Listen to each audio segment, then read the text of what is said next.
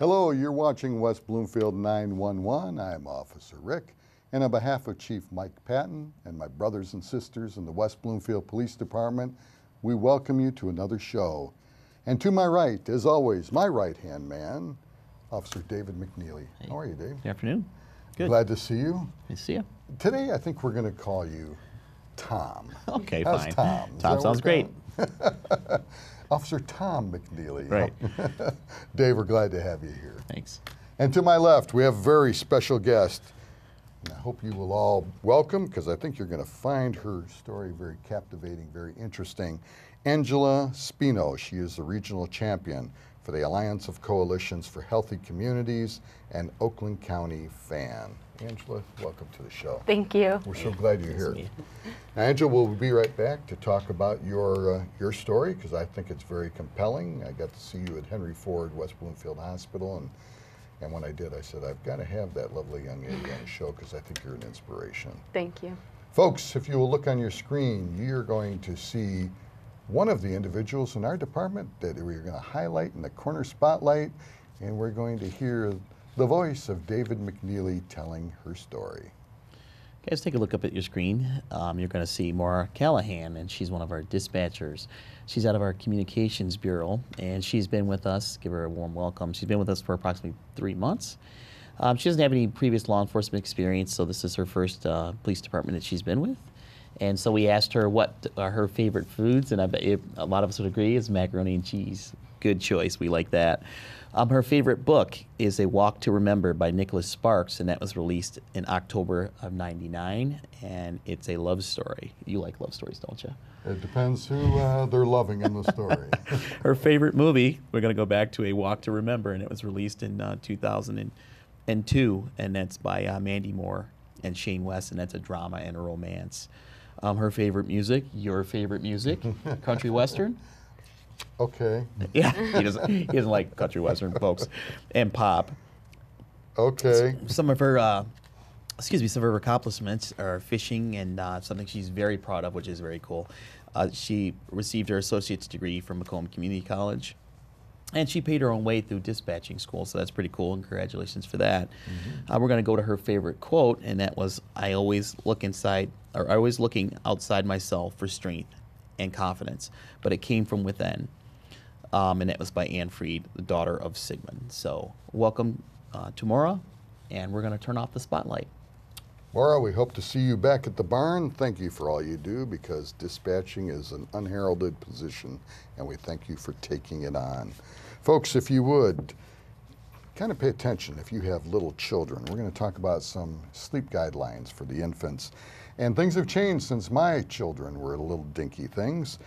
One thing, if you're putting your child to sleep and that child is an infant, you want to always put the baby in the crib. Even if you take that infant to bed to feed the child, you want to make sure when you put it back in bed, it's in a crib. And you want to put that infant on his or her back. And when I was a young father, they used to say, put them on their side, but they don't do that anymore. So please keep that child on its back. And any pillows, stuffed blankets, stuff like that, you don't want to keep those in the crib, because we don't want the child to suffocate or have a problem. And what you want to do is put them in some kind of infant sleepwear rather than having a blanket. In other words, that's a sleeper. Put the baby in a sleeper instead of a blanket, and you want to make sure that infant's face is uncovered so they don't suffocate and they can breathe easily. And you don't want children to smoke near your baby. I don't think most people smoke in their houses anymore, but if you still allow people to smoke in your house, please don't let them smoke near your baby. And also avoid overdressing your infant. If you wear clothes suitable for summer, spring, or fall, make sure the child is dressed like you. They want to be comfortable like you. You don't have to really overbundle them. And last, place the baby on a firm mattress to sleep. You don't want them to sleep on soft mattresses, pillows, or blankets, again, to avoid any type of suffocation. So please protect those little bambinos. They are completely innocent, and they depend on all of us to take care of them. Folks, we will be right back with Angela Spino, Regional Champion for the Alliance of Coalitions for Healthy Communities and Oakland County fan. So don't go away. She has a very heartfelt story to tell you. You're watching West Bloomfield 911 on Civic Center TV, a service of the Greater West Bloomfield Cable Communications Commission. For more information or to watch episodes on demand, visit civiccentertv.com/WB911. Civic Center TV, television that's close to home. Michigan is a melting pot of various cultures and races in which we all live side by side. The Anti-Defamation League is an organization that focuses on fighting anti-Semitism and bigotry of all kinds. The ADL works with schools and businesses to provide education and outreach to the community. To learn more about the Michigan Regional Anti-Defamation League, visit michigan.adl.org or call 248-353-7553. Hello, we're back with my co-host, Officer Tom McNealy. You know I'm teasing, David. I love you like a brother, buddy.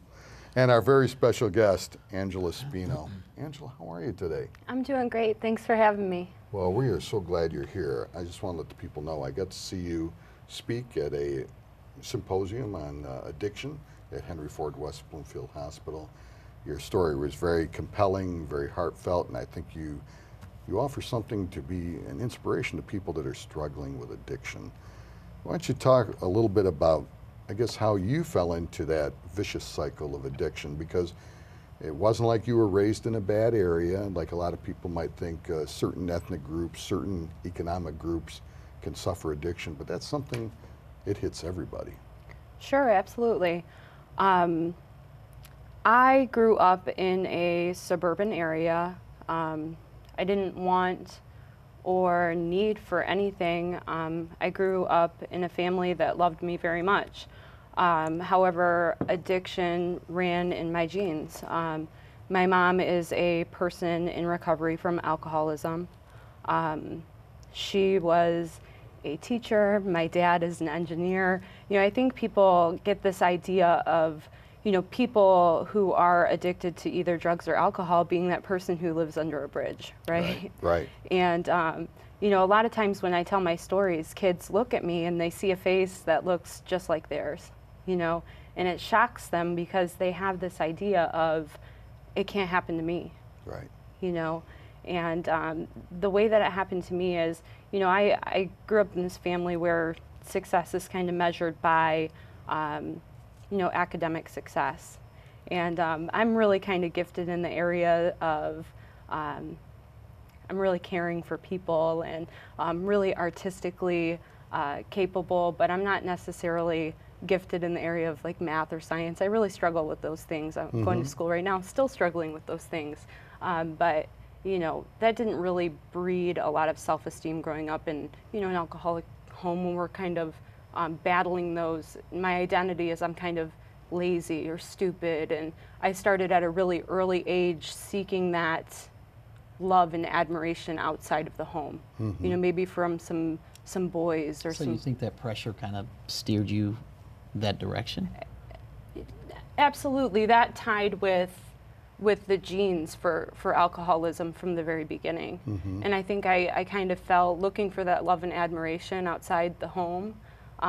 Steered me in with a group of people who, not necessarily the best group of people for me, and led me into making these choices. You know, I definitely held the power to make these choices of, I want to be liked, I want to be accepted, and I'm pretty much willing to do anything to be liked and accepted by those people. And the first time I ever picked up a drink of alcohol was in 7th grade. We decided to bring it to school. And it was because I wanted these people to like me more than anything else in the world. Right. Well, let's talk a little bit about that. How many siblings are in your family? One. So you have one brother One or sister. One sister, and mom and dad. Yes. Now, just because you suffered from addiction and it's in your genes, your mom has the addiction, doesn't necessarily mean your sister is going to suffer from that. And I don't know if she did or not. Can you explain, did she suffer from addiction as well? No, she doesn't. Okay. She's, you know, one of those normal people. Well, you're not abnormal, Yeah. but just like some people get I think you're diabetes. very real. Yeah. I mean, So- you sound real to me. Yeah. I mean, and we know now that addiction is an illness. It's not a is. weakness. It is, and I think one of the common misconceptions is that And this is why it's so, hard for people who to admit that they have this disease, is because I think the conception from the public is that it's a moral failing, when it's really it's an illness. Mm-hmm. And if I say, I'm an alcoholic or I'm an addict, that means that, and this is why it was so hard for me to forgive myself in the beginning, because I thought that meant that I was a bad person. Because so often I see, this drug addict, this junkie, this title that, the public gives people with the disease of Right. addiction, instead of, I thought that was me now. How did you find that out? And then if you could just tell the viewers, how did you find it out, or who brought you to that place? What brought you there, and how did your family react to it? Well, you know what? If you don't mind, David, I think it's a great question. But maybe you could take us on the journey from your first drink to that point where David was mentioning. Absolutely. So I, like I said, I struggled all the way through, and I'll kind of just fast forward through.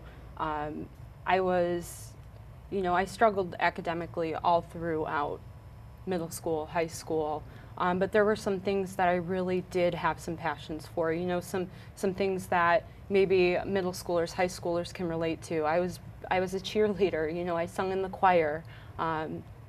I did all these things that made me, what I view as a normal kid, the things that everybody, all normal kids want to do is participate in these sort of things. But I did struggle, with being accepted by people. I got myself into some sticky situations where, I was even taken advantage of by a boy.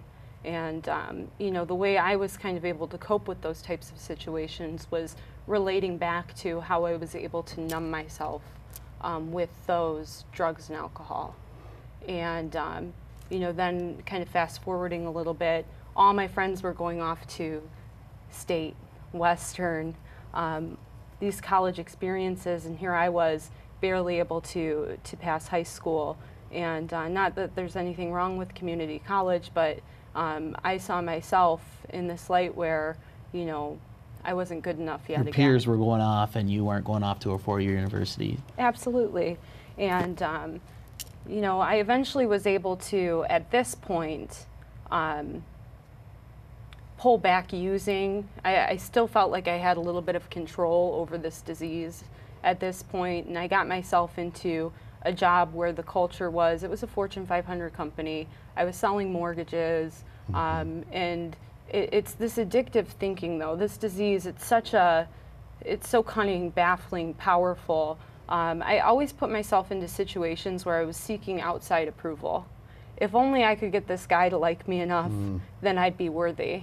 If only I could prove to these people at this Fortune 500 company that I can sell more loans than anybody else, then I'd be good enough, and maybe I'd feel it on the inside. Yeah. And if that doesn't work, then I know what does, and it's drugs and alcohol. Well, you started out with alcohol, and this is a story of hope, because you are in recovery and have been for 4 years. But you didn't just do the alcohol, you went down a spiral for a while. Talk about a little bit about the dark life you led. Absolutely. So once my drug use progressed, I started using prescription drugs, and eventually turned into a cocktail of opiates, prescription Xanax, and alcohol. And that was what it ended up being in the end. I ended up losing that job. Did you use heroin? Is that what you're saying? No, I didn't end up using heroin. Okay. It didn't progress into that for me, but I did end up losing my job, getting into an abusive relationship with my son's father, not physically, but mentally and emotionally, and then losing that job. And I ended up starting to commit retail frauds to support my habit. Then I fell into another relationship with this other gentleman who expected nothing of me than to be using every day. I assume he was as well. Exactly. And that was the first time, even back in, middle school, when girls would steal bottles of nail polish. Up until this point in my life, I was, even to impress somebody, which was the most important thing to me, I wasn't even willing to do that then. So this is where you can tell the desperation. I have no job. I'm not able to really provide for my son anymore, although I'm dragging him into this, situation to where I can't even provide anymore. And the long story short, I ended up getting caught doing one of these retail frauds, and this guy that I'm with now, he ends up getting taken in on a warrant for a suspended license, and I end up getting taken in for the retail fraud, and they let me out on personal bond. Right. And I ended up committing an armed robbery to bail him out of jail. Was that part of the seeking approval? It was seeking approval, and when I went back and I did an inventory on it, I thought it was, in my sick thinking at the time, I thought it was because I loved him. But what I realized in the end is it was more about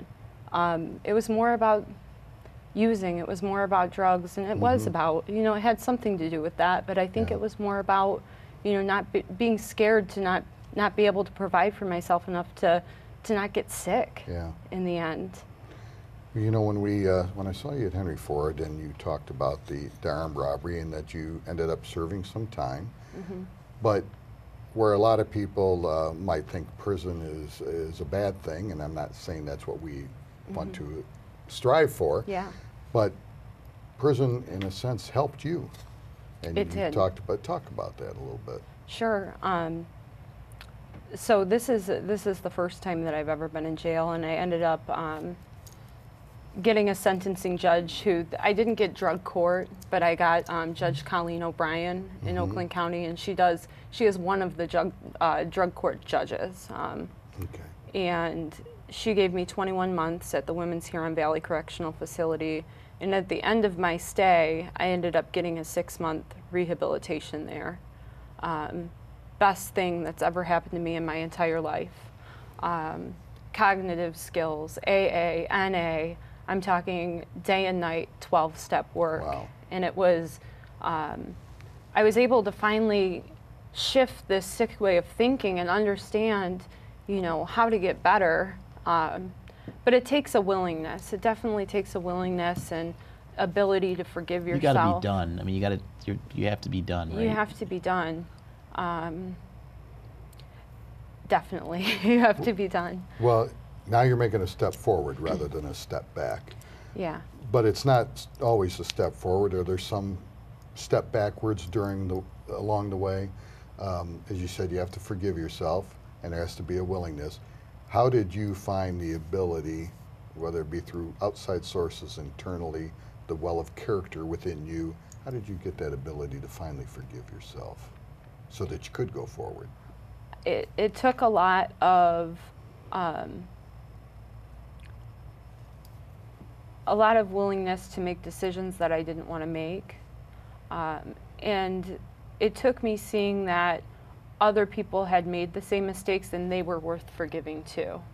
I remember having a conversation with this woman who told me, and this was the first epiphany that I had, that maybe I was worth forgiving. I was sitting with this woman and we were in prison, and she said to me, I'm never going to be able to forgive myself. And I looked at her, and it was so obvious to me that she was sick when she had made these decisions. And I looked at her and I said, honey, you were just sick. You're worth every good thing that's going to happen to you from this point forward, and you just have to make the right decisions. That's when it hit for you, because you could look at her and say, hey, that was me, and you were the same person. Absolutely, and I was the same person, and to be honest, maybe she had made even some worse decisions than I had made, but it was so clear to me that, she was so worthy of every good thing that was going to happen to her. And I told her she just had to work hard, and it was so clear to me that as long as I kept just do the next right thing. Just do the next right thing, and that's all it takes, is the next right thing. And every right decision you make just makes life that much easier every point forward. And it's like, now, my son's father, we have a trust level that's so great now.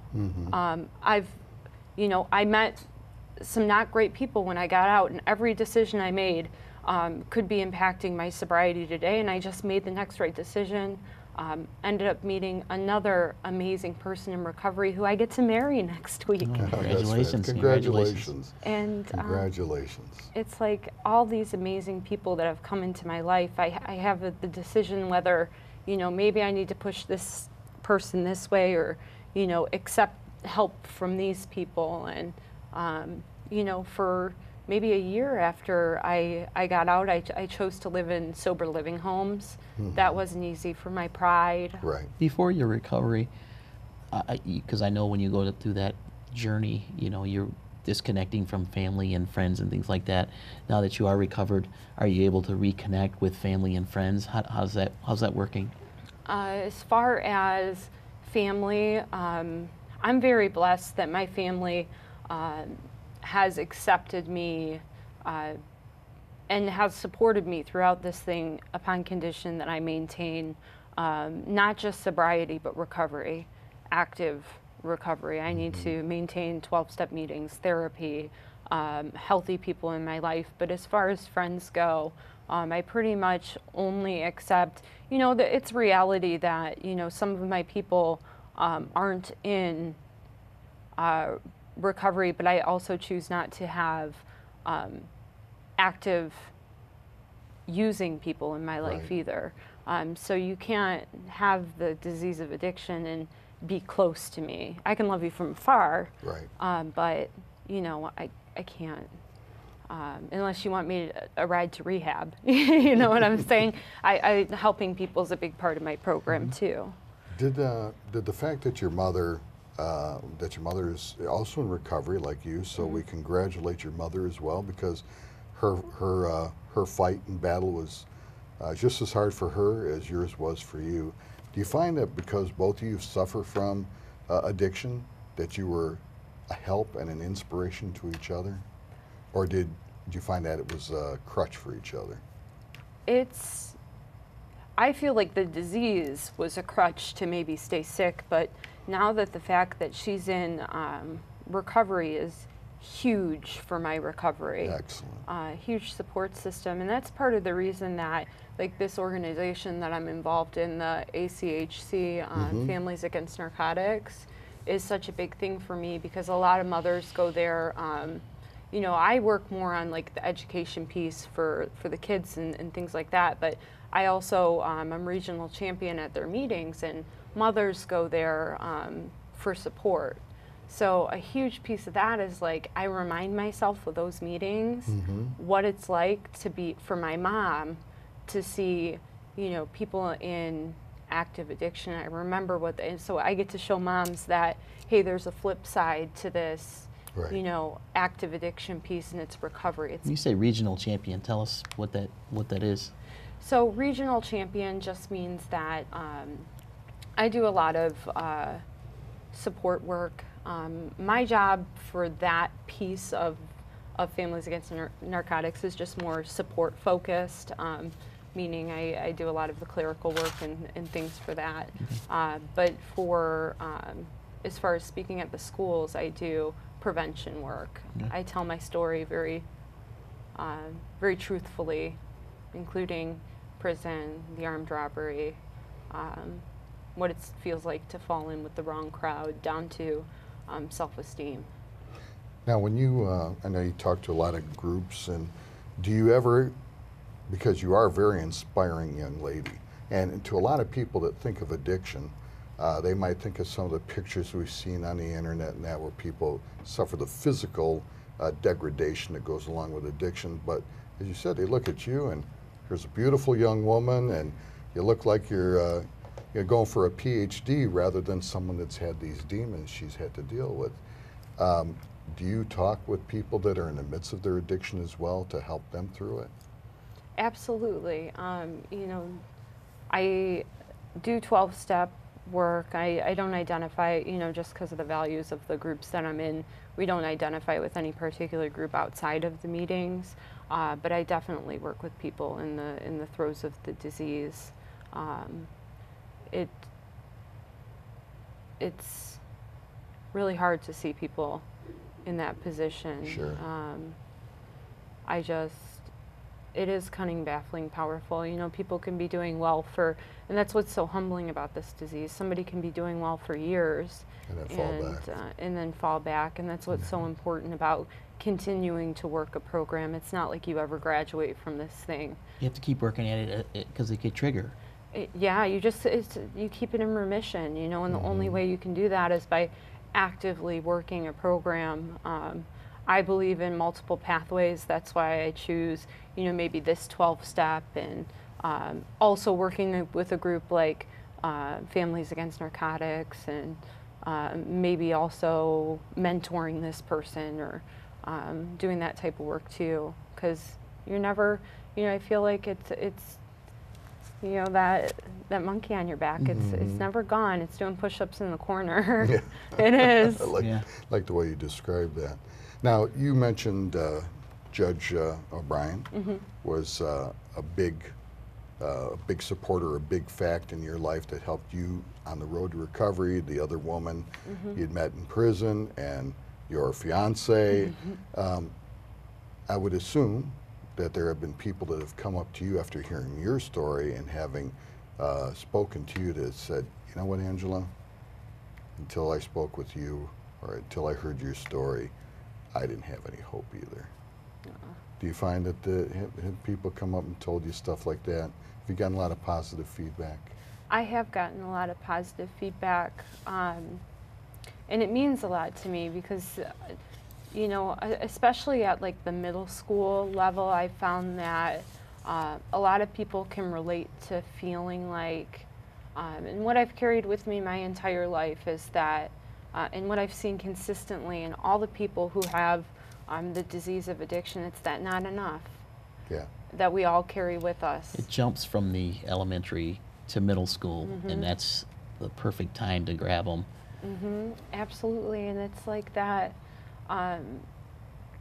just nurturing, you know, what makes a person who they are, and catching them at that level. And that's why I believe so strongly in prevention, and why these stories, you know, if anybody's in recovery, your story is so powerful. It doesn't matter, you don't, you know, it doesn't have to be you committed an armed robbery or a murder or something to be powerful. Everybody's story is powerful in their own way, as long, because you have that core element that everybody feels, and that's what's important.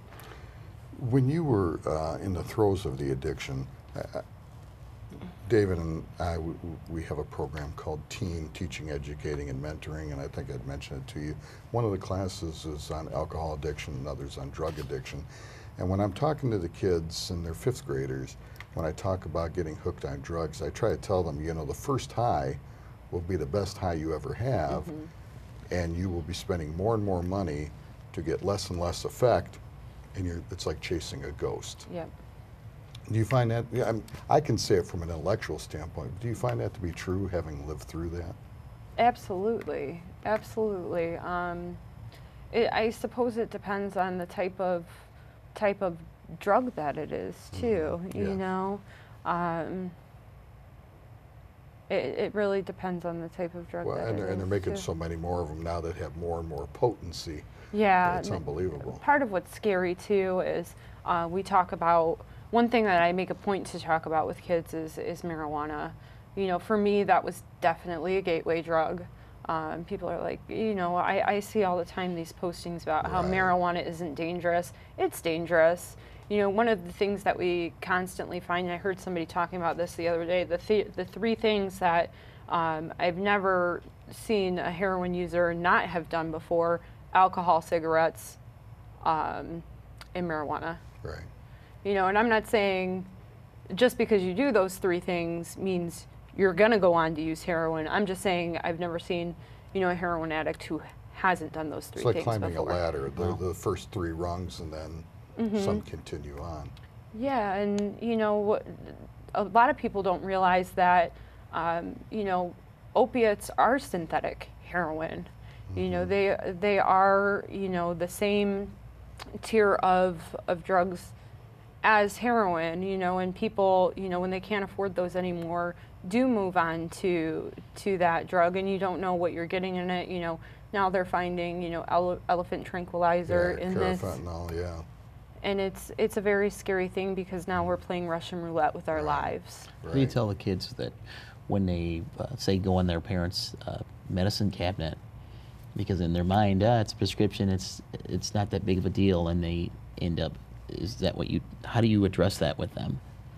I just say, it's like, if you're putting something in your body and you don't know what it is, it's poison.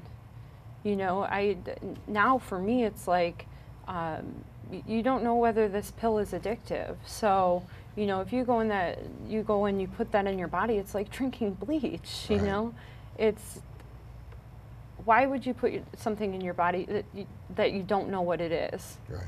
It's not safe. These pills have addictive properties. It's like for me, when I went on to, the way that I explain the progression of that is, okay, so I decided to drink. And when I decided to drink, I told myself, well, smoking weed isn't that big of a deal. And when I told myself smoking weed wasn't that big of a deal, doing ecstasy for the first time really didn't seem like that big of a deal. And when I graduated to prescription drugs, doing it once didn't seem like that big of a deal.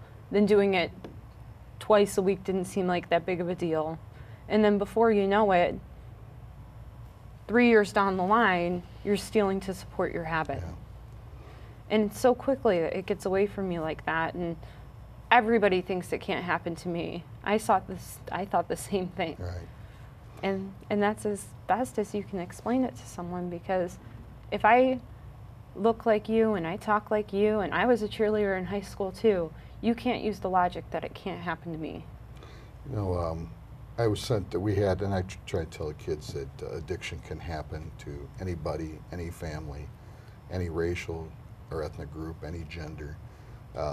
Whether you're a police officer, as we know from a friend of ours, as I told you, his son died of a heroin overdose, or if you're a minister of some kind. I'm a deacon in the Catholic Church, and a friend of mine who's a deacon, his son finally beat addiction,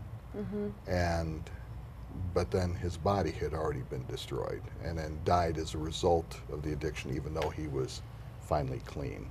So it can happen to anyone, anywhere, and so you went through your own personal hell that a lot of people go through to have addiction. Was there a worse, whether the physical pain was the worst, the psychological, emotional, or is it like it's just all piling on? Can you describe that a little for people so kids will understand that that it is a hell that they're living in? The physical is its own hell, and a lot of people will explain withdrawal from opiates, and you can Google that to just figure out how horrible that is. If anybody, but the psychological for me, when you're at a point that you've lost connection with your family, and this was the worst part for me. It's like I woke up every day and had to wonder, is my baby forgetting me? And that was hard. And I'm blessed to say that he doesn't really even remember me being gone, and that's not to say that I'm not going to give him the same benefit of hearing my story when he's old enough to understand, because I feel like there's power in the truth. And I feel like he should know the truth. When the time comes. When the You time should know comes that it's mommy's a appropriate. warrior, and she's still fighting. Absolutely. But when he's age appropriate to know that, that's Right. when I'll tell him. Right. And he needs to know the dangers that are tied to having a disease like this in his family too. You need to know that the consequences for you are even more likely than it might be for somebody who's... Because it runs in the family. Angela, you have a very compelling story. We thank you for taking the time and the courage to come here and talk to people about it, because I think you're an inspiration. And as David said, you are a warrior for your son, and you can speak from the experience that we can only speak of intellectually. So you have a wonderful story to tell. We wish you'd never had to go through it. Congratulations on getting married. But Thank for you. coming on. God bless you. Thanks for having me. Appreciate it. Stay in the fight. Folks, we're going to come back to Angela in a minute, but we want to remember a great American hero who has died in the line of duty. Please Remember in your thoughts and in your prayers, Deputy Sheriff Thomas Lee Wojtowicz, and I hope I said that name correctly. Deputy Sheriff Wojtowicz was an employee of the Wayne County Sheriff's Department, my original department, and he died on the line of duty on November 12, 1968. Deputy Wojtowicz was killed in an automobile accident while on patrol, and he had only served with the Wayne County Sheriff's Department for 1 year, so he was a rookie when he died, and he was a young man, age 27. We're remembering Deputy Sheriff Wojtowicz today because he is the first. He has the unlikely and the sad position of being the first Wayne County Sheriff's deputy killed in the line of duty, the first of 5. So please remember this great American hero in your thoughts and in your prayers, Deputy Sheriff Thomas Lee Wojtowicz of the Wayne County Sheriff's Department. We say rest in peace, brother. Your memory will never be forgotten. We'd like to thank you for watching West Bloomfield 911. Please remember you can watch us on Civic Center TV. You can also watch us on civiccentertv.com at your convenience, or go to YouTube. Put in West Bloomfield 911 and you can watch all of our shows. Please keep in touch with the police department as well. Follow us on Twitter, like us on Facebook, and if you really want to know what's going on in your community, you can also sign up for Nixle and crime mapping to find out everything that's happening in your township. I want to thank my partner, my friend, Officer David McNealy, for joining me here today. Thank you, David. Welcome. And I want to thank our very special guest, someone who's an inspiration to all of us. I know I'm inspired by her story. For sure. And I am so thankful and proud of what you did for you and your family. And that is Angela M. Spino, Regional Champion for the Alliance of Coalitions for Healthy Communities and Oakland County fan. Angela, thank you again. God bless you, and congratulations on your upcoming marriage. Thank you. Thanks for having me, guys. Folks, thanks for watching. Remember, please take care of each other. Be safe and love one another. Tomorrow is promised to no one. I'm Officer Rick, and we'll see you again on West Bloomfield 911.